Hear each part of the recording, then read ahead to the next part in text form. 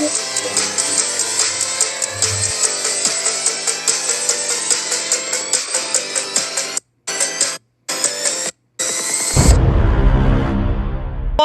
is going on, everybody? It is your boy, Immense Toxic Ammo. Back at it with another. Oh, what did I just do? Back at it with another video. And today we're doing yet another toxic tier list ranking. Oh, yeah. And today we got a little bit of an interesting one for you. We are going to be doing a tier list ranking of all the movies I saw in January 2025. That are new releases, and be ranking them from the worst to the best, and as well ranking all the WWE Royal Rumble 2025 matches and be ranking them from the worst to the best on the tier list as well. Just because I don't want to do 2 tier list videos in a week. So I made an interesting little double feature for you guys here. But before you get sexual, beginning of the video, what's up, guys? Don't forget to subscribe if you're new to the channel, because number 1, it's absolutely free. Number 2, also maybe Apple the YouTube algorithm recommend a video to more people, and maybe they could join the Toxic fam. And do feel free to comment your thoughts on the January 2025 movie season and the WWE Royal Rumble of 2025 down below. But that being said, guys, let's get into and before we get into here are the tiers. So we have best of the best, which means they were perfect. I loved every second of that match or that movie. Then we have great, means it comes close to best of the best, but there's a minor thing holding it back, but still a phenomenal match slash movie. Toxic goodness means it was good. It was really solid. I had a great time with it. So, yeah, it was good. Decent means overall, it was pretty solid, but I probably won't ever rewatch that again, or it was it was like, decent is like, it was a solid watch, but I'm probably gonna forget about that the next time, or over the next few months or days. Okay means overall it was a mixed bag. I didn't know necessarily how to feel about it.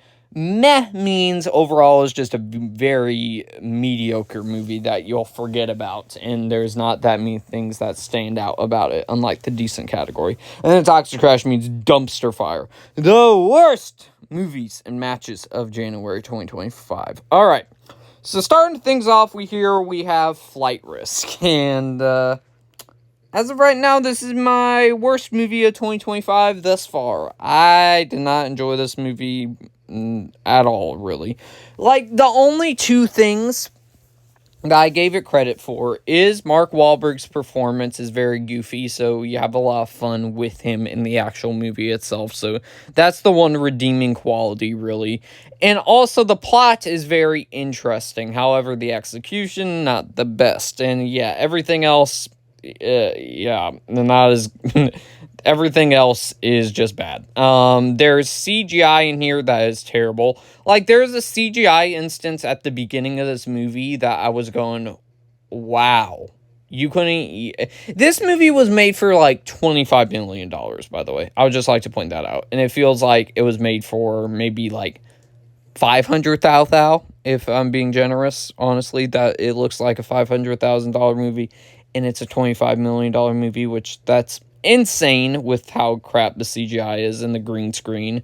The acting in here is pretty rough, to be honest with you. The main actress was kind of like emotionless for the whole entire movie. Topher Grace, I like him as an actor, and I know he gets a lot of flack for his performance as Eddie Brock from Spider-Man 3, but I still thoroughly enjoyed him in that. In this, I hate to use this term, but I felt he was a little over the top in it a couple of times, and I hate to use that term, but he was for me personally. Overall, was very bored, and they took the best part about the movie, which is Mark Wahlberg, and he gets sidelined in the back of the plane for most of the entire movie. So, yeah, Toxic Trash. Still January. Anyways, but I can tell you for sure, nothing else in this tier list is going to reach Toxic Trash level. But, yeah, that's definitely a January movie. Next up, we have Wallace and Gromit's Vengeance Most Foul. I believe this is the first movie I watched of January 2025, and I thought it was great. I like Wallace and Gromit quite a bit. I love all the short films and everything I've seen from them, especially Wallace and Gromit: Curse the Were-Rabbit. I love that animated movie. It's one of my favorite animated movies of all time. And I thought this was a great sequel to it, and I hope Netflix does more straight-to-Netflix Wallace and Gromit films, because I thought this was great. The only issue I really had was it was very familiar of other movies that we've seen before. However, the claymation still is great, and I hope nowadays they do some more claymation movies, because I think claymation's really great. It still has that nostalgic Wallace and Gromit score that I love. You got still the chemistry between the two characters, which that's quite good as well. Yeah, overall, I was a big fan of it. It's just I thought it was very reminiscent of other films, but overall, still really good though. So I put it in the great tier. Next up, we got Wolfman, and apparently I'm like one of three people in the... Well, actually, let me think about it. I'm the one that's probably liked the... No, actually, I like this movie a lot more than most people. That's what I'm seeing as of right now. Is it as great as I was expecting, since it was one of my top 5 most anticipated movies of the year? No, but I still thought it was good. I still thought it was really solid. I liked the new direction and approach they took to this film, where instead of it just being a werewolf movie, it focuses more on the body horror aspects of the main character, played by Christopher Abbott, eventually turning into this Wolfman. So I thought the body horror elements were great in this movie. I think the acting was pretty good. Had a decent family dynamic. I think between the father and the daughter, they had a decent dynamic, but I think that the whole entire dynamic with him and his wife, I feel could have been handled really better. Yeah, as I said, acting was good. Practical effects were good. Some CGI in here, not that good, but the practical effects definitely carry over it. And also I did overall like the setting of a small what's the term called? I don't know why I'm blanking out.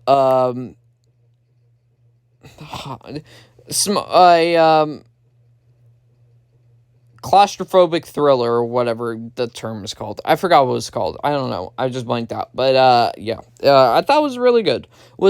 I still wished it was a lot better, though, even though I overall really liked the movie. Next, we have Back in Action. Hold on, sorry. Back in Action, meh.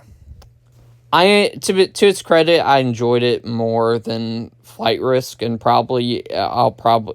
if I ever watch it again, I wouldn't mind it, and then I'll probably forget about it again afterwards.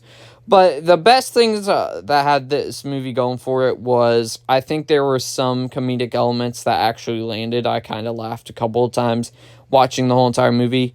Not all the time, but I laughed a couple of times at the jokes, so they did solid with that. The action scenes in here are decent, and overall it was good to see Cameron Diaz and Jamie Foxx back in acting. So, but overall, very bare bones, generic, straight to Netflix action movie. Is it one of the better,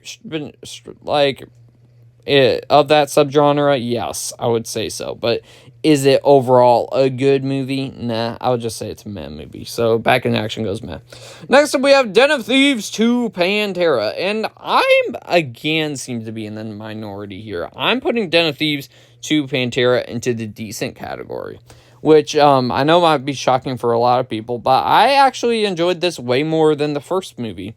Because the first movie, don't get me wrong, it's definitely going for that dark, gritty, cop thriller, and it definitely nails that aesthetic well. However, I really couldn't connect with much of the characters because all of them were pretty despicable people, to be honest with you. The only two characters I really cared about in that movie were Gerard Butler and Ice Cube's son, but then again, O'Shea Jackson Jr. I don't know why I forgot his name. But then again, I didn't really care for those characters that much. Those were the only two that had like stuff going for them. We're going like, okay, I guess I like these characters, but overall, still don't love them. But I think this movie actually has more likable characters in it, so that's why I enjoyed this movie a lot more. Don't get me wrong; it takes a long time to get to the actual bank heist, but when it eventually gets to the bank heist, I thought the bank heist was awesome and even more better than the first film. And overall had a very predictable ending to the film, but still decent. I had a good time with it. So next up, we have The Damned. So this was the second movie I saw this month, I believe. And The Damned goes into decent. I thought it was decent as well. I'd probably put it above Den of Thieves 2 Pantera, because I'll probably watch that one over Den of Thieves, too, because The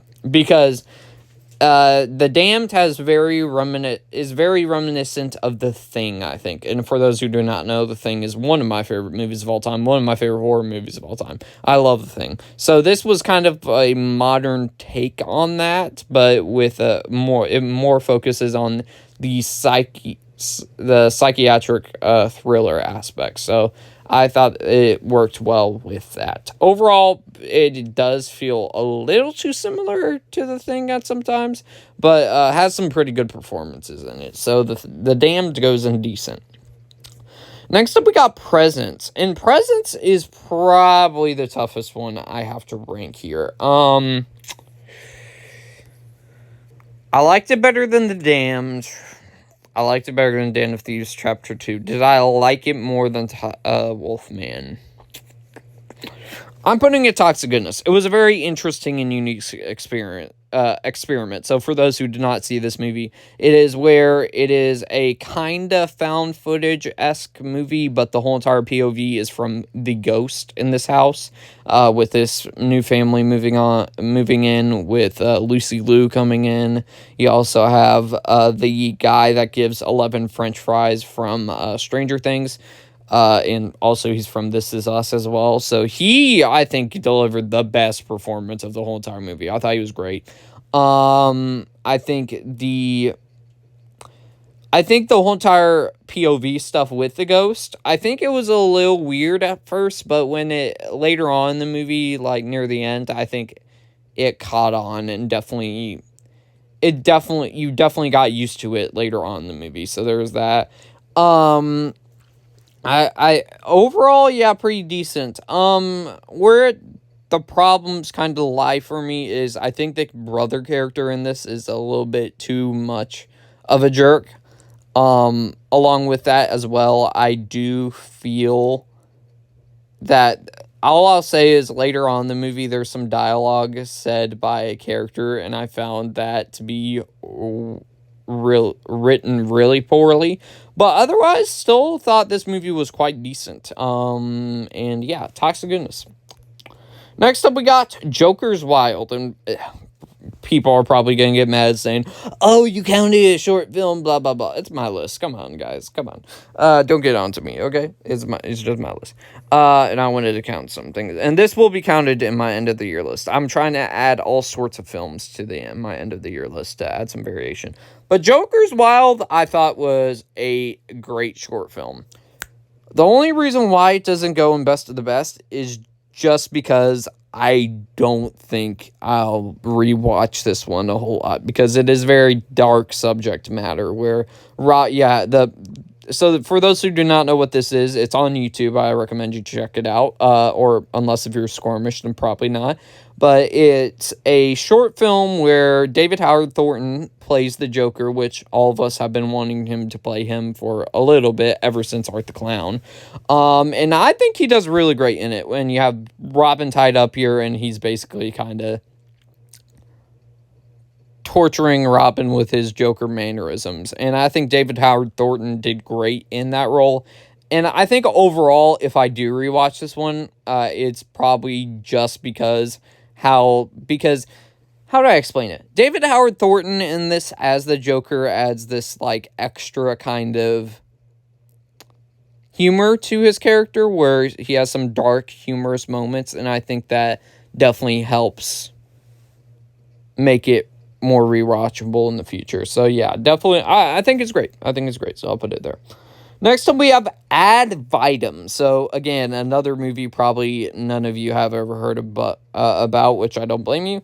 But Ad Vitam is a straight to Netflix French movie. Correct me if I'm wrong. I don't know what. Yes, it's a French film, I believe, and I thought this was quite decent. I think this was a solid little action thriller in here. And if you guys like foreign films, I would recommend that you check this out. So you have this guy that's a retired police officer, I believe, or is still a police officer, but not as much active, and his wife gets taken, and he's on the run trying to get her back. And I think overall, when it gets to that part of the story, I think it really picks up, and you really do care about the characters. However, so the one major issue I had with it is, so it had the opening of the movie has the wife get taken, and then before we get back to him trying to chase after his wife while he's also getting hunted by other cops because the people that took his wife put a bounty on him, it pauses for about, I would say, a good maybe 40-50 minutes to show the backstory of how he got there. And I feel as if they could have maybe sprinkled those tiny bits in throughout the movie instead of it just being a full 50-minute sequence to eventually get back to the action. And I feel they could have just sprinkled in little tiny sequences to continue the thriller part of the movie. But otherwise, quite a decent little straight-to-Netflix foreign film, so I'll put it there. Next up, we have Dogman. And Dogman was, I don't think it's as good as Captain Underpants, but I still thought it was decent. The animation looked amazing. When I was watching this movie in theaters, I kept on going, man, this animation looks beautiful, and it really does. Also, there's a really decent little part of the story you have in here with little Petey and Petey, the father-son dynamic that you had there, where Petey, no, I was about to go in spoilers by accident, but you had a little nice dynamic there, and that's in the trailer, so that's not a spoiler, but you have a nice little story there, and for those who watch the movie, know. But what else happens in the movie? Trying to think. I mean, not what else happens. What else did I like about the movie? What I didn't like, I feel it did drag at sometimes, and it is a little longer than it should, since it is a kid's movie. Along with that as well, I do think it does have quite a few generic kids tropes. So, but otherwise, still decent, but I still prefer Captain Underpants. Next up, we have The Love Scam, another movie. You guys are going, what the heck is that? I've never heard of that before. And this is actually another foreign film, but then again, probably this movie, I probably should maybe watch again in the near future, because I had this with dub, and it being dubbed, I think, definitely affected the film. So The Love Scam goes to okay. I think the acting was good. I think the overall romance in the movie was solid. And the whole entire character arc thing was decent, but overall it's still very reminiscent of other romance movies. So I'll put it in okay. It was decent, but I think I prefer Ad Vitam. And then we have the final movie of the January. Then we move on to talk about the Royal Rumble stuff. It is Companion. And Companion, as of right now, is my favorite movie of the year. And it goes right at the top of the great tier. I think all the acting in here was great, especially by our two main leads in here, that being Jack Quaid and Sophie Thatcher. And Sophie Thatcher, I thought, did great in Heretic a few months back. And this one, I think she's even better, and I think she deserves an Oscar nomination for next year. I thought she did that good. Also, the movie does a great job at commentating on toxic relationships and really handling it in a very what's the word? In a very Why am I blanking out today? In a very decent manner. So, and they did good with that. The only two issues I really had was and the one of them's very minor, but it teases something at the end of the movie that doesn't really come to fruition at the end, and it doesn't really get involved in anything, which that's a minor negative. And then there are some plot holes where they kind of cheated to go further with the story, but that's pretty much it. Otherwise, I thought this movie was great, and I love this movie. So this is my favorite movie of the year thus far. Okay, so that is the movie's done. Now let's talk about the Royal Rumble. All right.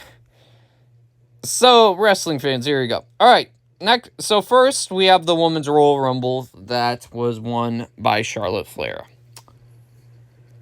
Charlotte winning aside, I will put this in toxic goodness. I thought this was a really, really good match. It's just I wished the winner had been someone else. Because don't get me wrong, I like Charlotte, but oh my goodness, she wins everything. She did not need to win this. If she should have won, if she were to win anything, she should have won the Women's Elimination Chamber. Because she has not won that. So I think she should have won that instead to face Tiffany Stratton at Mania instead of winning the Rumble. And I think someone else should have won this Rumble. Like, I think Alexa Bliss or Io Sky. Io Sky was my pick to win this match, and she lost. And I already had a feeling she was going to lose too. As soon as I saw she was entrant number 1, I was going, no, she's going to lose. So, and she ended up losing. So, but overall, really good surprises in here. You had Nikki Bella, you had Alexa Bliss, you had Jordynne Grace, which Jordynne Grace wasn't really a surprise. We all kind of guessed she would be in here.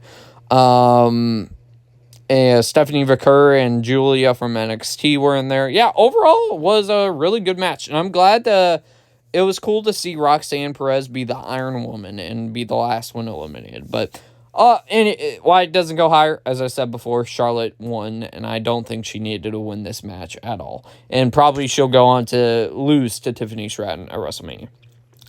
Next up, we got We Are DIY versus the Motor City Machine Guns in a WWE Tag Team Championship 2 out of 3 falls match. Den of Thieves, what are you doing? This goes into toxic goodness as well. Probably my least favorite match of the night, but it was still a really good match. In-ring action was solid. It's just the actual in-ring finishes for the match, I thought were a little lackluster. And also, there wasn't that much reactions for the whole entire match, which I get it because they had a lot of crazy returns in the Women's Rumble, and they're saving their energy for the Men's Rumble. So I get that they were saving their energy, but yeah, it's still a good match. And of course, by they, I mean the crowd. But they still were really good for the other 3 matches that night, just not the tag team match. Next up, we have Kevin Owens versus Cody Rhodes. And it came out earlier today. Cody Rhodes actually got a bunch of injuries, which hopefully they're a bunch of minor injuries and he does not have to vacate the championship, because that would suck. I'll put it at the great tier. I think this was a great match. However, most people, I love the match too. However, it's just, I feel the beginning was a little slow, but other than that, when it eventually got going, it got going. We had a bunch of crazy ladder spots where Kevin Owens got a back body dropped on the ladder, like corner first, and that looked like it hurt. You also had Kevin doing a freaking ambulance fisherman buster or avalanche fisherman buster, whatever term you want to call it. Onto the ladder to Cody, which that was crazy too. And by far probably the craziest spot in the whole entire match, you had Cody do an Alabama slam to Kevin Owens through the ladder, and a bloody to Kevin Owens at that. So that was pretty gnarly to see. And yeah, this definitely, I think the Kevin Owens feud and the AJ Styles feud, I think, helped with Cody Rhodes' title run not being a total dud. Don't get me wrong. Don't get me wrong. I love Cody, but it's been a little underwhelming with his title run. Besides the AJ feud and the Kevin feud, but yes, still a really great match. And then we have the 2025 Men's Royal Rumble match, and there's no doubt for me. I think this is, yeah. Well, hold on, I gotta draw the suspense here. I think this is easily one of the best Royal Rumbles all time. At least in most recent memory, I think it is the best one. Maybe since... trying to think. Maybe since the 2021. This might be the best Royal Rumble since then. The match was completely star-studded. You had Roman Reigns, you had John Cena, you had CM Punk, Seth Rollins, Sami Zayn, Penta, Joe Hendry, Jey Uso, who ended up going on to win the match. And Jey Uso was my pick from day one. As soon as they announced the 2025 Men's Royal Rumble, I said, I should win that match, and that he was my pick to win. And do you know what? He ended up winning, so I'm so glad he ended up winning, because that field was absolutely stacked. So, also did a great job at building out the further stories you had in here. You had Rey Mysterio and Penta be at number 1 and number 2. That was a great way to start the Royal Rumble, even though Penta almost got eliminated, but unintentionally. That would have been tragic, but he saved himself last second, so it was good. Drew McIntyre apparently got falsely eliminated in here, which I did not know that he got falsely eliminated until today. AJ Styles returned, and he got a pretty decent pop too. Yeah, overall, it was just a 5 out of 5 Royal Rumble match for me, and I'm so glad Jay won. And I know a whole lot of people are divisive. Oh, Cena should have won, but if Cena won, it didn't add to his story, because if Cena lost, that adds to his story where he's trying to gain number 17, and on the press conference, he says, I want to get the number 17 now. So, and I think that definitely helps with his story where he keeps on failing and failing and failing until he eventually gets the big championship, which I think adds to the story. So, yeah, and Jay's probably most likely going to face Gunther again, or they might swerve us and have him face Cody, which that would be very interesting if they did that, but they're going to do Jay versus Gunther again. And Jay's definitely going to win this time around. So I'm super glad Jay won, and well-deserved, and it's about dang time they gave him something big, because don't get me wrong, him winning the IC championship a few months ago was cool, but it was just for a cup of coffee to lose the title again to Braun Breaker. But ladies and gentlemen, that is just my thoughts on the January 2025 movies, and along with that as well, the Royal Rumble of 2025. Be sure to let me know your thoughts on both down below. But with that being said, guys, I'll see y'all next one, everybody.